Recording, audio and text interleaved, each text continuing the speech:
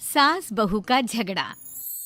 अनामिका की सास पुष्पा अपनी बहू को कुछ खास पसंद नहीं करती थी और इसीलिए दोनों सास बहू में आए दिन झगड़ा होता रहता था। सास बहू के झगड़े के चक्कर में अनामिका के पति मोहित की जिंदगी मुश्किल में पड़ गई थी। बेचारा बार बार माँ और बीवी के झगड़े को सुलझाता ही रहता था, लेकिन दोनों समझने का नाम नहीं लेती थी। वैसे तो सब कुछ ठीक ठाक चल रहा था, लेकिन एक दिन अनामिका और पुष्पा के अंदर जोरदार झगड़ा हुआ और बात कुछ इस तरह थी। बहू, मैंने तुम्हें कल अपनी एक साड़ी धोने के लिए दी थी। हाँ मम्मी जी, वो साड़ी धोकर मैंने आपकी अलमारी में रख दी है। उसी की बात कर रही हूँ मैं।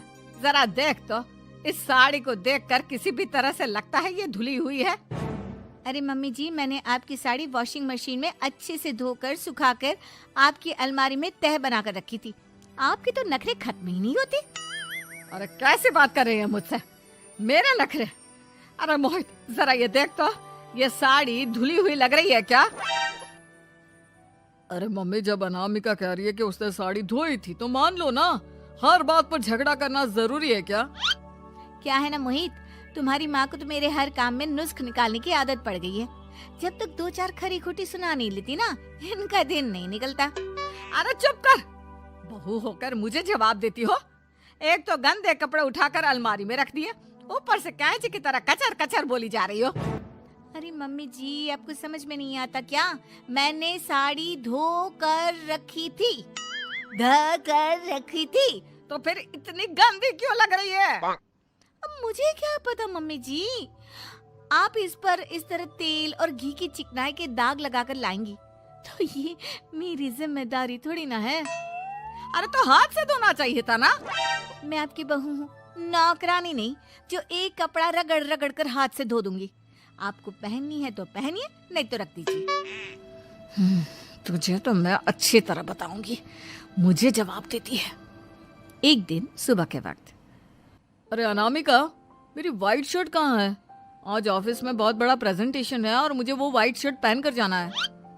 मुझे पता है, आपने मुझे 2 दिन पहले ही बता दिया था और आपकी शर्ट मैंने धोकर अच्छी तरह आयरन करके अलमारी में लगा दी है। जाइए वहां से ले लीजिए।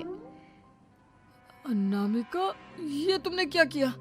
ये देखो, शर्ट पर लिपस्टिक का दाग लगा हुआ है और ये तो एक जगह से जल भी गई है। नहीं नहीं मोहित, ऐसा नहीं हो सकता।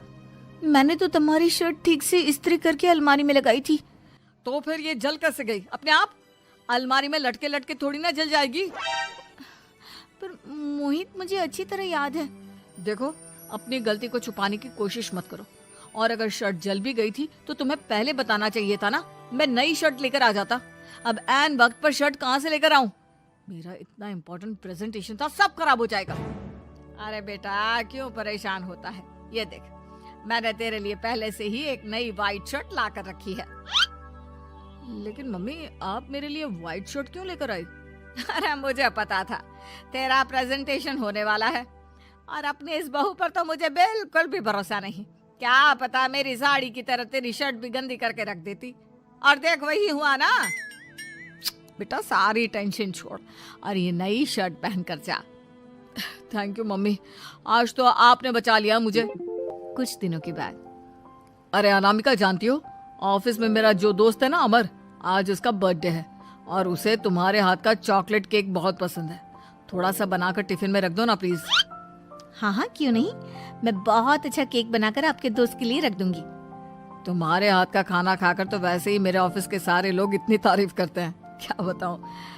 प्लीज एक अच्छा सा केक और बना दो, मेरी तो ऑफिस में शान बढ़ जाएगी। अनामिका केक बनाने के लिए रख देती है। पुष्पा चुपचाप जाकर उस पे ढेर सारा नमक डाल देती है। देख अमर, तेरी भाभी ने तेरे लिए चॉकलेट केक बनाकर भेजा है, तुझे बहुत पसंद है ना? यार, तू बहुत किस्मत वाला है, भाभी इतना अच्छा खाना बनाती है और साथ में केक भी। वैसे भाभी को थैंक यू बोलना। थैंक यू बाद में, पहले तो ये केक खा कर देख, बहुत मेहनत से बनाया है अनामिका ने।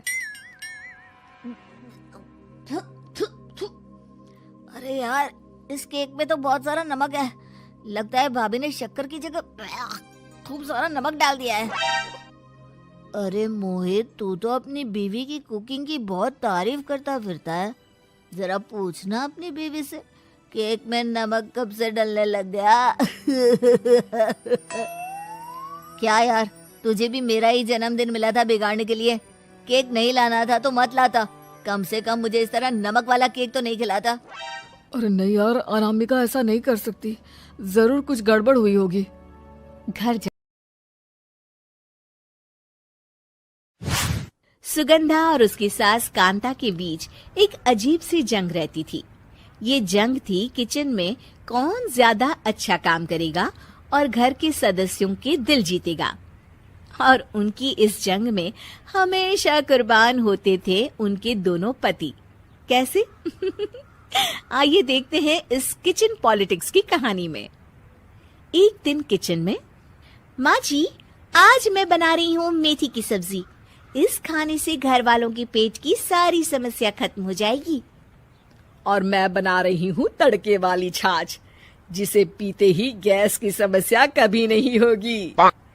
दोनों अपने अपने खाने को लेकर टेबल पर पहुंच जाती हैं। तभी सुगंधा के ससुर उसकी बनाई सब्जी की तारीफ कर देते हैं।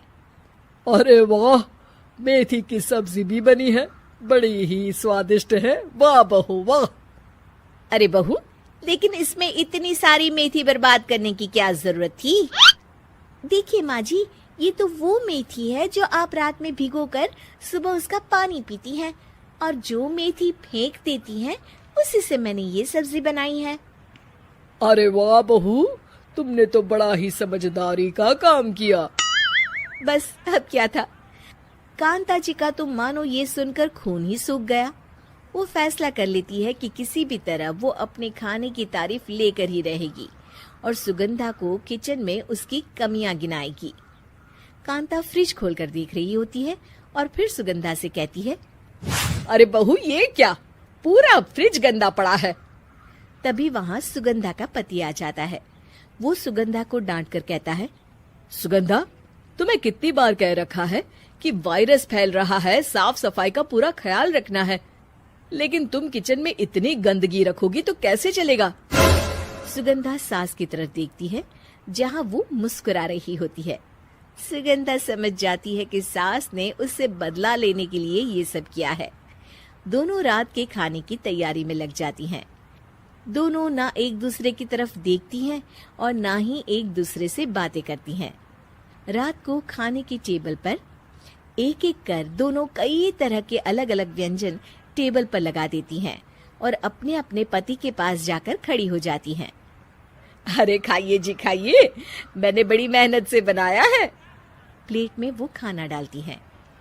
सुगंधा भी दोनों की प्लेट में खाना डालते हुए कहती है, बड़ी ही मेहनत लगी है इस खाने को बनाने में। हाँ, दोनों को ना चाहते हुए भी सारा खाना खाना पड़ता है। कहीं दही तो कहीं मलाई तो कहीं मसाला। और इन सब के बाद दोनों बड़ी ही मुश्किल से अपने कमरे में सोने जाते हैं। लेकिन अगली सुबह सुगंधा का पति चिल्ला रहा होता है, हाय रे हाय, मेरा तो पेट खराब हो गया। हाय माँ, बहुत दर्द हो रहा है। तो वहीं कांता के कमरे से भी कुछ ऐसी ही आवाज आने लगती है। हे भगवान, इस सास बहू की लड़ाई हमारी जान लेकर रहेगी। जाओ कोई डॉक्टर को बुला कर लाओ। डॉक्टर आते हैं। दोनों को देखकर कांता और सुगंधा से कहते हैं, देखिए, आप दोनों इन्हें खाने में हल्का ही दीजिएगा। हो सके तो रात का खाना जल्दी खाया करे और वॉक किया करे। इतना कहकर डॉक्टर वहां से चले जाते हैं। जिसके बाद एक बार फिर से दोनों बहुएं किचन में जाती हैं और खाना बनाने में लग जाती हैं। रात में खाने के टेबल पर दोनों एक बार फिर से खाना लगाने लगती है। पापा जी, मैंने ये पतली मूंग की दाल की खिचड़ी के साथ ये पापड़ और पुदीने की चटनी भी बनाई है। अरे बहू, अभी अभी बेचारे पेट की बीमारी से गुजरे हैं। इतना भारी खाना तो डॉक्टर ने भी मना किया है ना। देखिए, मैंने आप दोनों के लिए सूप बनाया है। और दोनों उन लोगों की प्लेट में खाना डालने लगती हैं। तभी दोनों एक साथ बोल पड़ते हैं, बस करो, हमें माफ करो। हमें नहीं खाना इस घर में, ना खिचड़ी और ना ही सूप। हम इंसान हैं, एक वक्त में एक ही खाना खा सकते हैं। बस करो, हमें माफ करो। हमें नहीं खाना इस घर में, ना खिचड़ी और ना ही सूप। हम इंसान हैं, एक वक्त में एक ही खाना खा सकते हैं।